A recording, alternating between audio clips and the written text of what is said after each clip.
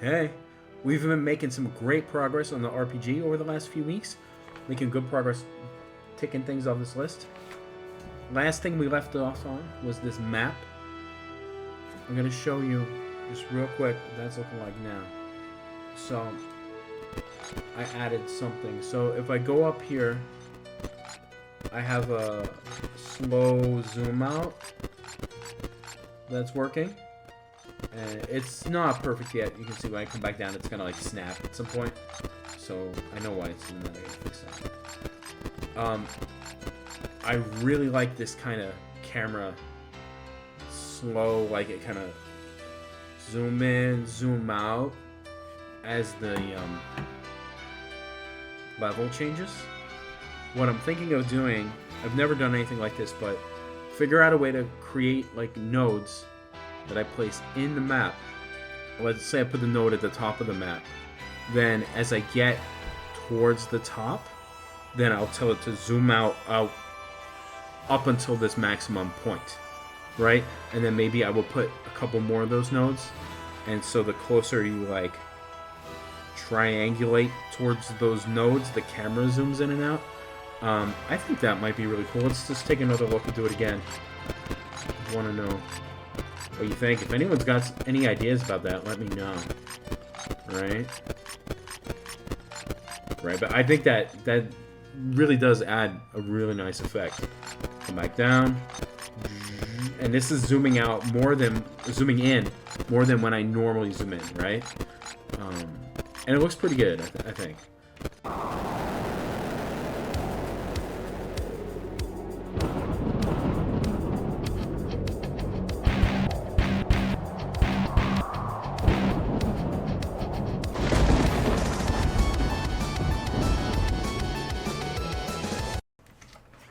Another new thing. Take note of the player's shadow here. So, it matches the animation. It's not perfect yet. There's a monster down here. We'll deal with him later. So, it tracks exactly with the player's animation, as well as the separate sword sprite that's on the back. It's not perfect yet. There's a couple little things I still have to work out. So, I should be able to just change what time it is. And that should change the angle of the shadow. So let's take a look here and see if that's different.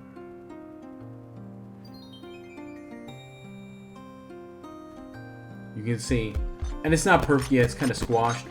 Now it's more under the player.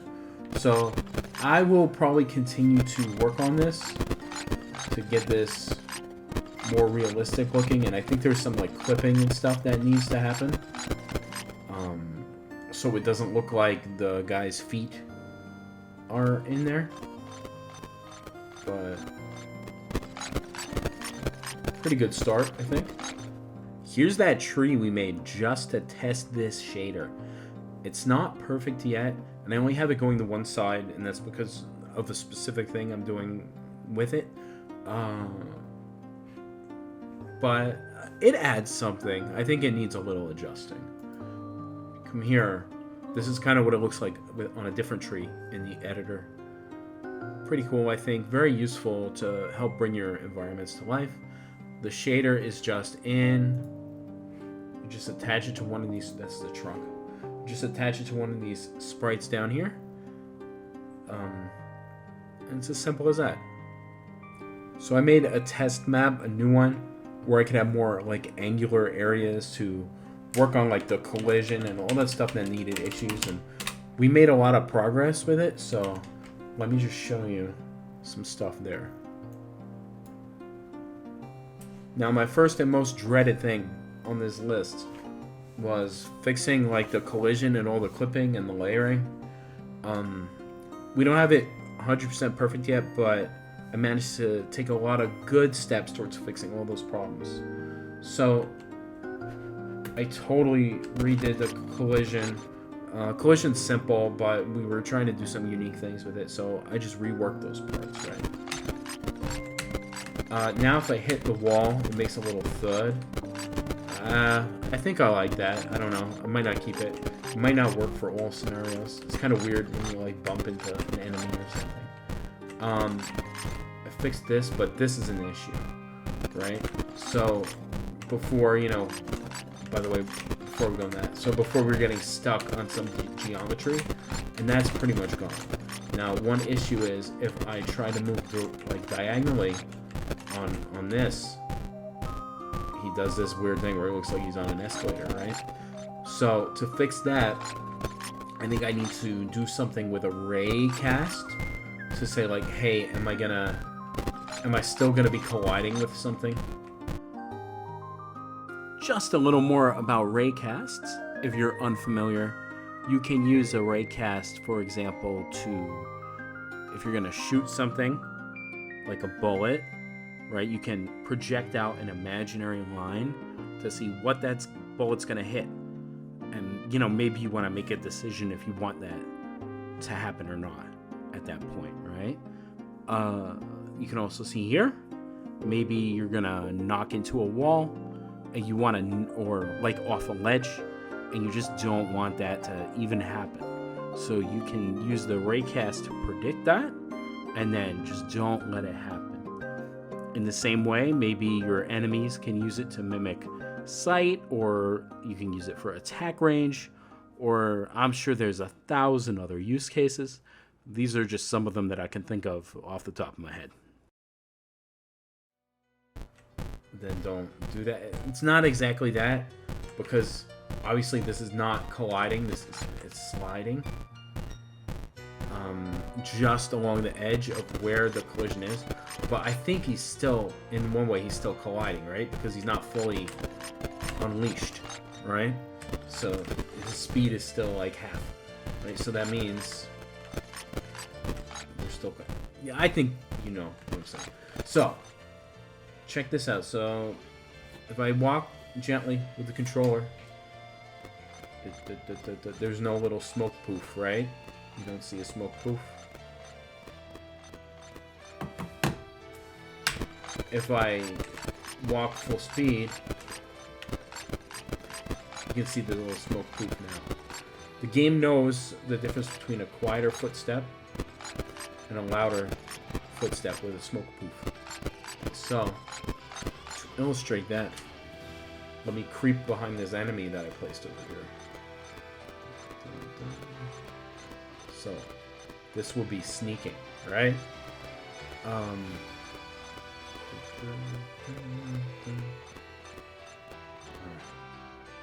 Oh, yeah, you can still see there's still some like issues with where it's trying to switch to the idle sprite. It's a little off. Anyway, if I run behind him, he heard me, right? He just heard me. He's gonna go to the position where he heard me, right? So now he's over there. Pretty cool. He can also see me directly, which I'll show you right now. So if I approach him directly, he should try to come at me.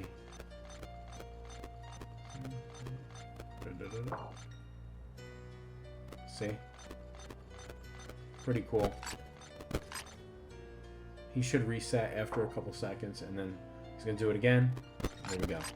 So, with more animation frames and more, like, clear behaviors on the enemies, I think this will become really alive. Now, my plan is still, right, that you do this a couple times, and then you can initiate combat. And if it's a really weak enemy, then he'll just die, right? So if you're way over the level, then you're fine. But if it's an enemy that might pose a challenge, then you're gonna have to start a turn-based combat. And I'm really excited to get to that part. Let's check out our new and improved skeleton for a second. So the old one was a much more like generic, regular, sort of basic skeleton that you see everywhere. And I do really like having those. I just wanted something with a little more character for this. So I'm doing a technique here known as onion skinning, where I drop the opacity of the frame underneath, which is like the previous frame, and then I draw over that frame to make the new frame, the next frame. This is good way to do it for this animation.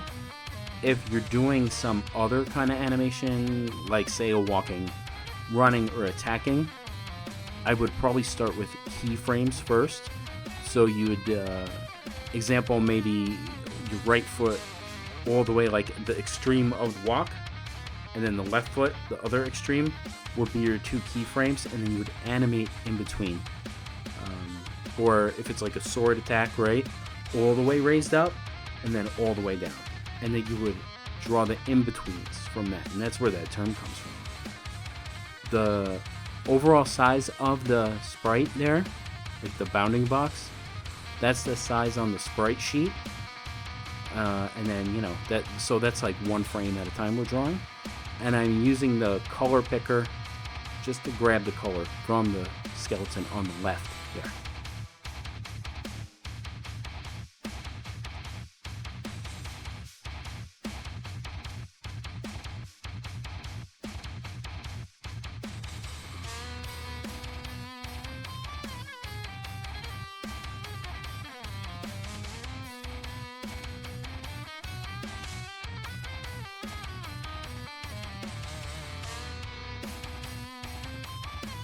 Now, if you needed to actually manually put this onto a sprite sheet, how I would do it is I would make registration marks in probably all 4 corners, but you can get away with like 2 or whatever. And that can be just like a simple weird colored dot, something bright that you can match up to sort of overlay your frames if you need to do that.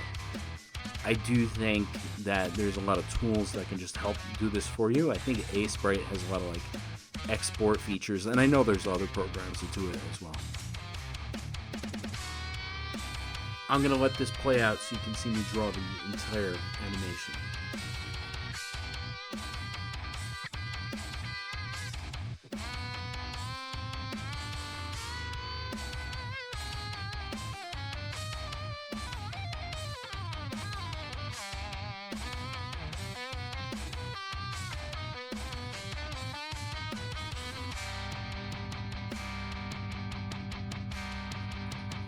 Now I'm making the little animation that just is like sparks kind of that fly out.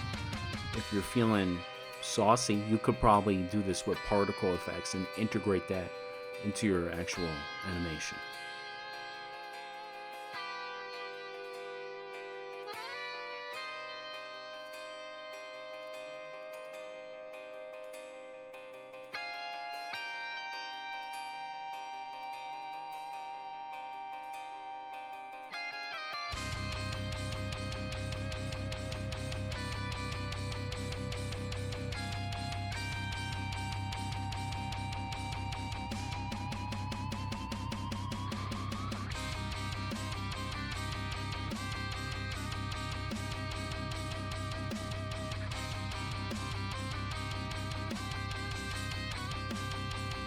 And that's about it. Let's preview it really quick. Okay, I'm going to use this ancient program to test my animation just to see how it looks. You can, very easily do this in your engine's editor or probably in like some other image editing program, but I use this other program for it.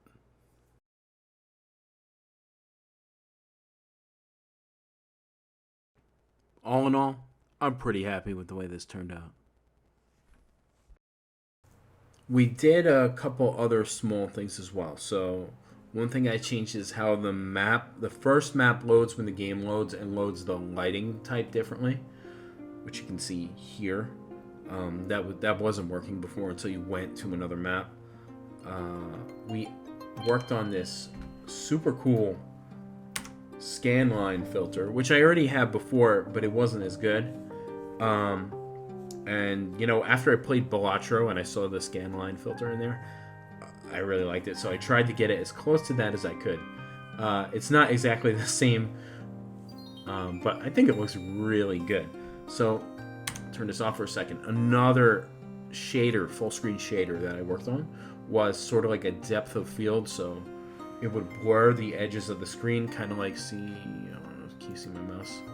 With this, well, where the plant lights and stuff on the outside of the screen are, it would blur those areas.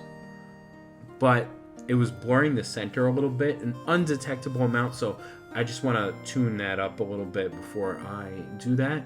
And I do think it'll make the game a little nicer to look at when I put that in. You just got to be careful when you have that kind of thing. You really don't want to overdo it, because if you just make it look all smeared and ugly, well, that's not good for anyone. So just take a look for a minute. Let's walk around with the Scanline Filter so you can see the difference on, off, you know. Go outside. I think it looks really cool. Off, on. You can see it dims.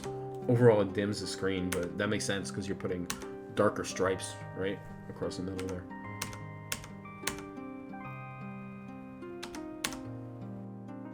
So, overall, I think we had a really good couple weeks there. You might be wondering what's next on this list, right? So, I think there's 3 big things. Getting this enemy guy so he can die to our attacks, right? That would be nice. I fixed the layering, which was working. Yeah. Okay. Then I think we need the different combat animations for the player, for all the different directions, right? So right now I only animated the south, so we definitely need at least 2 more, so it feels right for now. And then really important to me next also is getting the dialogue system back up and working again. I had it in a previous build, before I even made the first YouTube video for this channel. I had it. So I have the code somewhere, but like I'm probably just gonna completely redo it. Makes sense, you know. Enough time has passed that it's probably most of it's not good. In fact, I think it's for like an earlier version of Godot, like 3.8 or something, and we're on 4.1 or something. So, just one last order of things. If you like the video, like, subscribe. If there's a bell, hit the bell hard. I want to grow the channel to be huge so I can spend all my time making these games. That's my goal. And I'll make videos about it. Next, we're a long way off, but I have decided that soon we're gonna have to start thinking about what it means to build a 20 or 30 minute demo for this game. It means more complete systems, so you know everything will have to be polished and look nice. And we'll have to do a full battle system and a whole bunch of other complete systems, inventory and everything. But I think as the game is getting, you know, the basic systems are getting in there, so soon it'll be time to focus on working on that small section of game. And that's going to be really cool. I think we'll put it on Steam just as a demo with no, you know, I don't know how long the complete game will take me. But yeah, and the other thing I wanted to ask, I do plan on making other games on this channel. As you've seen, you know, I had the robot game. So I will bounce back and forth, and I hope that's not disappointing for anyone that was really into this one. Other games will be easier or quicker for me to finish, right? This one, because of the nature of it, it will take quite a long time. So it's a long ride. Well, that does it, man. I'll see you in a couple weeks. Don't forget, like and subscribe and all that YouTube things, and see you soon. Thanks for watching.